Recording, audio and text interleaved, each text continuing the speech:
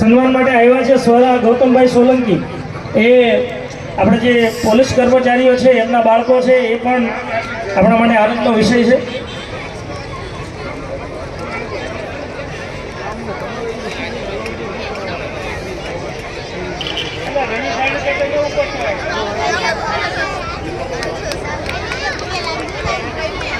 મેં NMMS national 2025 હું અગાઉ આ વિગત બોલી ગયો છે। એમાં દિવ્યરાજ સાગરભાઈ વાઘેલા જી મેઇન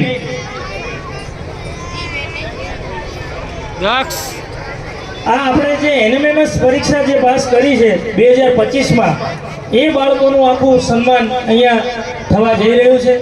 તો આ આપણા પાંચેય બાળકોનું અત્યારે સન્માન થઈ રહ્યું છે NMMSની પરીક્ષા। એમાં જે દિવ્યરાજ સાગરભાઈ વાણા, સમર સુરેશભાઈ પરમાર અને ભાવિક દોલતભાઈ વાઘેલા અને હર્ષિત 5 વિદ્યાર્થીઓ સ્ટેજ ઉપર આવશે અને પોતાનું સન્માન સ્વીકારશે।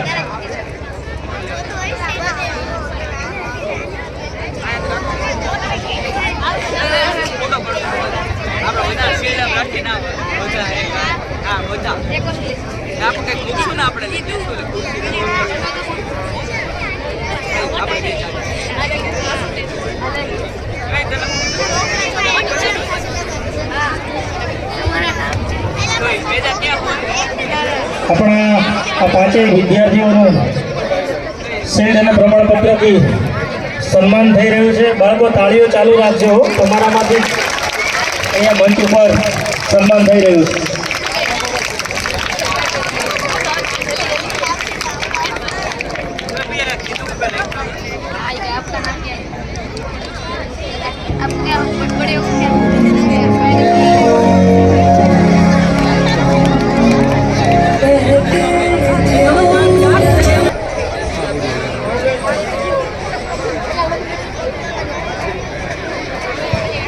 ત્યાર પછી રાઠોડ કપિલ જગદીશભાઈ વાઘેલા, દિવ્યાબેન ભરતભાઈ ડાભી, આ પાંચેય વિદ્યાર્થી આજે નિવૃત્ત પોલીસ કલ્યાણ ટ્રસ્ટ દ્વારા જે બાળકોને પ્રોત્સાહન કરવાનું કાર્યક્રમ રાખવામાં આવ્યો, એ બાબતે સાહેબ તમે શું કહેશો?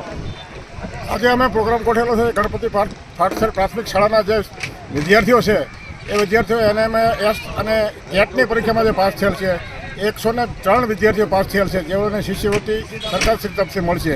જેમાં આ મહેનતમાં શ્રી પ્રાથમિક શાળાના આચાર્ય તેમજ શ્રી રવિન્દ્ર સાહેબ અને તમામ સ્કૂલના ટીચરોનો સહભાગ છે।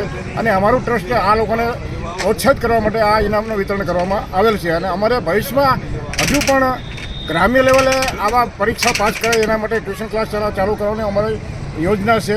અને આ પછી જ્યાં વિસ્તારમાં બીજા પણ જરૂરિયાત હોય શિક્ષણને લગતી, તો અમે અમારી સંસ્થા મંજૂર કરવા માટે તૈયાર છે। અને આગળની શિક્ષણ બાબતની રણનીતિ તમારી શું છે?